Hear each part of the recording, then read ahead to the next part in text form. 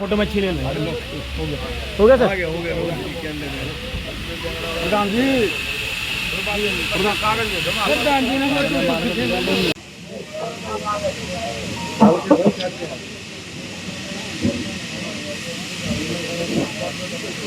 देखिए, सोनीपत जिला भारतीय जनता पार्टी का बहुत मजबूत किला, और इस चुनाव में भी आपने देखा भारतीय जनता पार्टी ने 5 सीटों पर कांग्रेस को हराया है।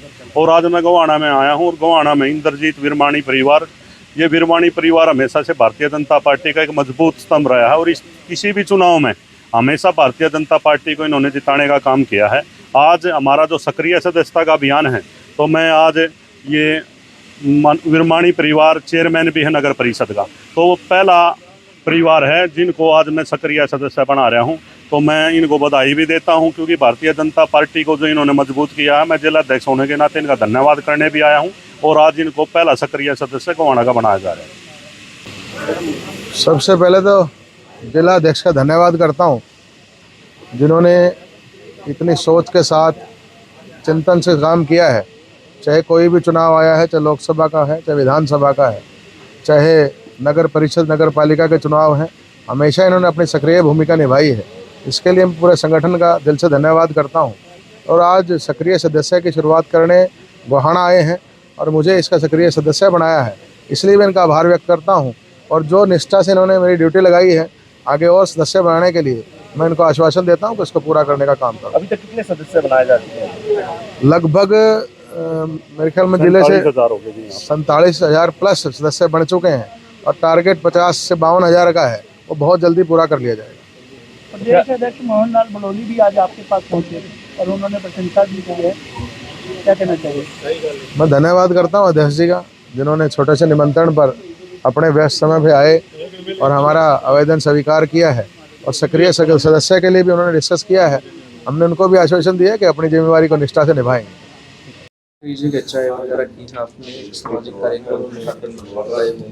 ये भारतीय जनता पार्टी का हमारा संगठन का पर्व चला है, और इस संगठन के पर्व में जिन कार्यकर्ताओं ने अच्छी सदस्यता की है, पार्टी के लिए अच्छा काम किया है, मैंने पहले ही कहा था कि जो भी अपने बूथ पर 250 बनाने का टारगेट पूरा करेगा, उसके बूथ पर चाय पी के आऊँगा।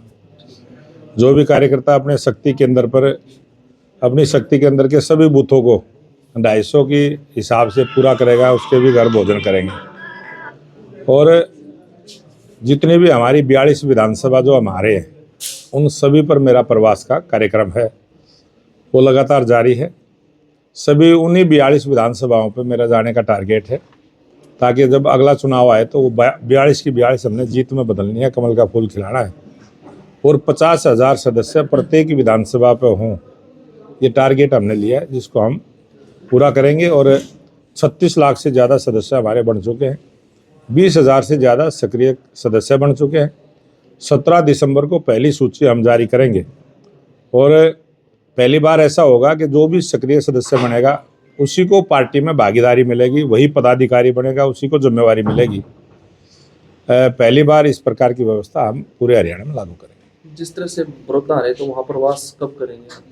आज बड़ौदा विधानसभा की कार्यकर्ताओं के साथ बैठक थी, और 2-4 दिन के बाद जनवरी में बड़ौदा विधानसभा में प्रवास रहेगा। आज आप यहाँ पे बैठे, विरमानी परिवार ने किस तरह से सदस्यता अभियान पूरा किया? विरमानी परिवार ने अपने बूथ को सबसे पहले पूरा किया, और गोहाना नगर परिषद का जो जितने भी बूथ हैं, उन सभी पर हमारी सदस्यता पूरी हुई।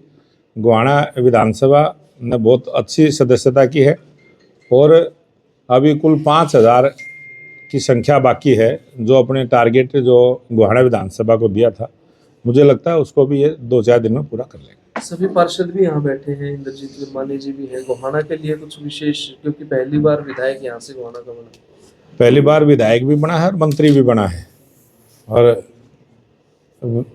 कई विभाग उनको मिले हैं। मुझे पूरा विश्वास है कि गोहाना के जितने भी काम अधूरे रहे हैं उन सबको पूरा करेंगे। अभी तक जो है रजनी विरमानी इकलौती चेयरपर्सन थी बीजेपी के कोटे से, अब विधायक भी हो गए, तो लगता है आपको विकास की गति गोहाना के डबल होनी चाहिए? गोहाना में ट्रिपल इंजन की सरकार है, जो बात हमने कही है कि डबल इंजन की सरकार है, और गोहाना में ट्रिपल इंजन की सरकार है, और लगातार 2014 से है, तो इस गति को और तेज करेंगे हम। और काफी लंबे समय से गोहाना को जिला बनाने की भी मांग है, जाम मुक्त गोहाना करने की मांग है, बहुत सारी चीजें हैं। आपने देखा होगा गोहाना में किस प्रकार से 6 नेशनल हाईवे गोहाना के आसपास से जुड़े हैं और कई सड़कें नई बनी हैं। उसके बाद जो अगर कोई छोटा मोटा टुकड़ा बचा है, गोहाना बाईपास की कई बार बात आती है, वो छोटा सा टुकड़ा है एक साइड में जुड़ना है, उसको भी बहुत जल्दी हम जोड़ने की योजना में। तो आगामी क्या कुछ पार्टी की तरफ से एक्टिविटीज रहेंगी, क्योंकि अभी तो इलेक्शन हुआ है, आगे आप लोग सोच रहे हैं कि एक देश एक चुनाव भी हो?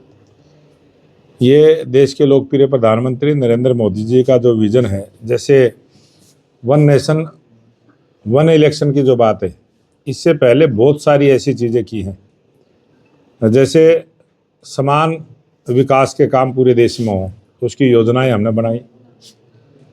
पूरे देश के प्रत्येक जिले को नेशनल हाईवे से जोड़ने की योजना पूरे देश में चलाई। पूरे देश में चतुर्भुज योजना जो पूरे देश के प्रत्येक जिले को टच करने के लिए बनाई। पूरे देश के अंदर एयरपोर्टों की संख्या बढ़ाने का काम किया। पूरे देश में रोजगार के नए अवसर आए, इसलिए अलग अलग से एरिया वाइज नए इंडस्ट्रियल एरिया सेलेक्ट करने का काम लोकप्रिय प्रधानमंत्री नरेंद्र मोदी जी की सरकार ने किया। और जिस प्रकार से बेटी बचाओ बेटी पढ़ाओ अभियान की शुरुआत हरियाणा से की थी, अब 9 दिसंबर को भी महिलाओं के लिए रोजगार का जो बड़ा अवसर, लाखों बहनों को रोजगार के नए अवसर मिलेंगे, उसकी शुरुआत भी हरियाणा से की है। वन नेशन वन राशन की जो एक ऐसी योजना जो कभी किसी सरकार ने नहीं सोची, लेकिन मोदी जी ने गरीबी को जिया है, मोदी जी ने गरीबी को देखा है और मोदी जी ने उस सब चीज़ों का अनुभव है, उन्होंने वो सारी चीज़ें महसूस की हैं। इसीलिए उनके दिल में वो दर्द रहता है कि गरीब की पीड़ा किस प्रकार से दूर हो। इसीलिए जो बहुत सारे देश के ऐसे मजदूर भाई जो गरीबी रेखा में आते थे, वो देश के किसी भी प्रांत में जाके काम करें और वहाँ से उनको सरकारी राशन मिल जाए, बहुत बड़ी सोच के साथ उस काम को हमने लागू किया। आज वो पूरे देश में वन नेशन वन राशन, जिस प्रकार से पूरे देश में आयुष्मान कार्ड योजना पूरे देश के लिए चली, कोई एक प्रांत के लिए नहीं चली। जहाँ कांग्रेस की सरकारें थी, जहाँ आम आदमी पार्टी की सरकार थी, जहाँ दूसरे और अन्य दलों की भी सरकारें थी, वहाँ पर भी वो सारी सुविधाएं देने का काम किया। सबका साथ, सबका विकास, सबका प्रयास और सबके विश्वास के साथ सरकार ने काम किया है। 140 करोड़ की भारत की जो आबादी है, हर व्यक्ति के लिए सरकार ने काम किया है। और उसी प्रकार से आज वन नेशन वन इलेक्शन की बात की है, ताकि देश में विकास तेज गति के साथ हो। चुनाव की वजह से बहुत सारे कामों में रुकावट आती है, बहुत सारा पैसा खराब होता है। उसी इलेक्शन प्रक्रिया को हम जो बजट जितना भी लगता है उसके 40% में ही उस पूरी चुनावी प्रक्रिया को हम पूरा कर सकते हैं। और एक बहुत बड़ा बजट भारत सरकार का बचेगा, जिससे वो पैसा विकास के काम में लगेगा। और जब विकास के काम में लगेगा तो ये देश विकसित राष्ट्र बनेगा। इसलिए देश को विकसित राष्ट्र बनाने की जितनी भी योजनाएं हैं, उनको तेज गति के साथ लागू करने का विचार है। आज आप बीजेपी प्रदेशाध्यक्ष हैं। एक समय आप जब राय से विधायक थे तो आपने महसूस किया, देखा वहाँ पे किसान बैठे थे, आंदोलन हुआ। अब फिर से कुछ चीज़ें ऐसी हो रही हैं कि किसान फिर से दिल्ली की तरफ आना चाहते हैं और अनशन पर भी बैठे हैं। ऐसे में आपके एक राज्यसभा सांसद रामचंद्र जांगड़ा, उनका भी एक बयान वायरल हो रहा है। किस तरह से देखते हैं इस पूरी सिचुएशन को, किसानों की समस्या? और रामचंद्र जांगड़ा के बयान की हमने बिल्कुल बुला के पूछताछ की थी। मुख्यमंत्री जी और मैं और रामचंद्र जांगड़ा दिल्ली हरियाणा भवन में जिस दिन हमारी बैठक थी, उस दिन उनको बुलाया था, पूरी जानकारी ली थी। और उसने उस बयान में कुछ चीज़ें बताई कि ऐसे मेरा कहने का भाव दूसरा था और वो दूसरे भाव से प्रस्तुत की गई है। भारतीय जनता पार्टी किसान हितैषी पार्टी है। भारतीय जनता पार्टी ने किसानों के लिए काम किया है। हरियाणा पहला प्रांत है जिसने 24 फसलें किसान की MSP पर खरीदने की गारंटी दी है और हरियाणा में वो खरीद बिल्कुल गारंटी के साथ लागू है। और आज पंजाब के किसान जो आंदोलन के लिए दिल्ली आना चाहते हैं, उसको कोई हमारी तरफ से कोई रोक नहीं है, हमारी पार्टी की तरफ से कोई रोक नहीं है, हमारी सरकार की तरफ से कोई रोक नहीं है। व्यवस्था के साथ ठीक ढंग से वो आए। दिल्ली उनकी है, दिल्ली सारा देश किसानों का देश है, किसानों का प्रदेश है, कहीं भी आए कहीं भी जाए। आगामी समय में दिल्ली में चुनाव होने हैं, असर होगा हरियाणा की राजनीति? हरियाणा एक ऐसा है, ये हरि की भूमि है हरियाणा, और यहाँ से जो गीता का संदेश दिया, आज पूरी दुनिया अंतर्राष्ट्रीय गीता महोत्सव मनाने का काम करती है। और जो हरियाणा की जनता ने तीसरी बार जो भारतीय जनता पार्टी की स्पष्ट बहुमत की सरकार बनाई, इससे भारतीय जनता पार्टी के तमाम देश के कार्यकर्ताओं को ऊर्जा मिली है और मुझे पूरा विश्वास है कि दिल्ली में भारतीय जनता पार्टी की सरकार बनेगी। धन्यवाद।